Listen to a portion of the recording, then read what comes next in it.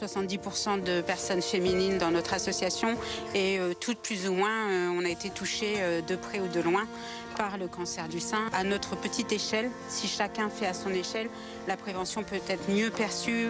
C'est carrément plus facile d'en parler grâce à ces actions qui sont menées. On le voit, la parole s'est libérée sur le cancer du sein qui, pour moi, il y a 10 ans en arrière, était encore un peu tabou.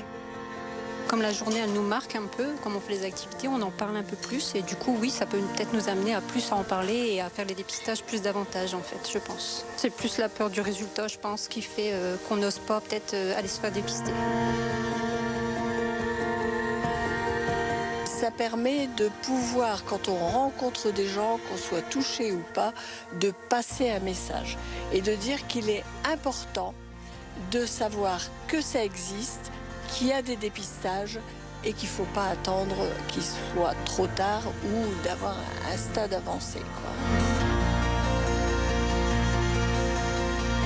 En ce mois d'Octobre Rose, beaucoup d'actions de sensibilisation dans tout le Nord et le Pas-de-Calais. On est ici au centre Vachala, à Lens, avec Sylviane, la directrice du centre. Bonjour. Bonjour.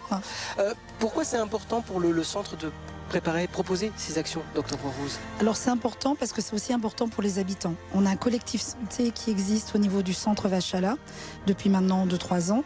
Et ce collectif œuvre aussi pour pas mal d'actions, dont Octobre Rose, parce qu'on sait que la santé dans le bassin minier, c'est important, dans la mesure où encore trop peu de personnes ne se font pas dépister, alors qu'on a des dépistages organisés, que c'est simple, que c'est gratuit. Et c'est en cela que c'est important. Et je pense que les meilleurs ambassadeurs pour en parler, ce sont les habitants eux-mêmes. Et l'opération, elle a un nom bien précis ici.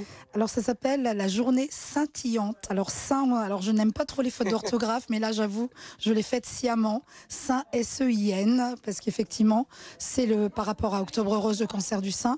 Et le côté scintillant, le côté bien-être, prendre soin de soi. Prendre soin de soi, ça veut dire beaucoup d'ateliers. Là, on est avec le gang des tricoteuses. Oui. Mais quels sont les autres ateliers qui ont été proposés en cette journée? Alors aujourd'hui, il y a eu de la sophrologie, il y a eu du yoga, il y a eu du conseil en images. On a eu également des ateliers cuisine, santé, bien-être. On a eu également un peu d'activité sportive avec le bus Santé Lys qui est présent. Alors, vous nous parlez des partenaires qui sont présents. Oui. On va aller à leur rencontre aussi pour un petit peu comprendre tout ce qui se passe, puisque c'est ici au premier étage, mais c'est aussi au rez-de-chaussée du centre Vachala. On souhaite que quiconque entre dans le centre social puisse se dire: ah tiens, il y a du rose, qu'est-ce qui se passe? Et je vais vous raconter une petite anecdote que j'ai vécue la semaine dernière, parce qu'on avait déjà décoré la semaine dernière. Un monsieur qui vient pour une permanence et qui me dit, il arrive et me fait: super. Alors je regarde, je dis super, et il me dit: super ce que vous faites, c'est Octobre Rose, je suis touchée de près, je suis un homme parce que ma femme est touchée par le cancer, et c'est chouette que votre centre se mobilise parce que c'est important de se faire dépister pour se faire soigner. Et ça, j'ai trouvé ça, c'est un monsieur que je croiserai peut-être plus jamais, mais qui est juste venu, qui est rentré, qui m'a dit ça. Et ça, je trouve ça super. On veut interpeller finalement les personnes qui entrent, les hommes, les femmes, tout le monde. Le cancer, quel que soit l'âge, ça touche exactement. Tout le monde. Qui donc est là aujourd'hui en cette journée spéciale prévue Octobre Rose? On a l'espace ressources cancer, c'est un partenaire avec lequel on travaille déjà depuis plusieurs années, qui a ses permanences chez nous le lundi et le mercredi. Pourquoi le faire dans un centre social? Parce qu'ils peuvent ensuite retrouver des activités, des ateliers autour du bien-être qui vont leur permettre de continuer, même quand ils ne seront plus malades, pris en charge. Voilà, tout à fait. Voilà, c'est le but. C'est la partie rémission aussi, c'est oui. lié à la suite de la maladie, si je puis dire. C'est aussi d'être dans le bien-être et aussi d'accompagner jusqu'au bout. C'est pas de lâcher la main en fait. Alors je voulais juste faire un petit clin d'œil. Je suis désolée, mais voilà. Notre bar s'appelle le Nibar. Bah oui, vous avez la opération scintillante SEIN. Bah oui. Le Nibar aussi, voilà. On viendra peut-être faire un petit tour après. J'ai vu qu'il y avait des trucs pas mal, et notamment des chamallows. Des chamallows. Rose et blanc. Oui, alors, bien joué, bien joué. Tout à fait. Autre partenaire aussi présent? Oui, la CPAM, Caisse primaire d'assurance maladie, qui bien évidemment fait aussi de l'information, propose aussi des dépistages. Et l'importance de rappeler que le dépistage est gratuit. Oui, tout à fait. Aussi, organisé, gratuit. De faire un dépistage parce qu'on se dit on n'a pas l'argent. Oui.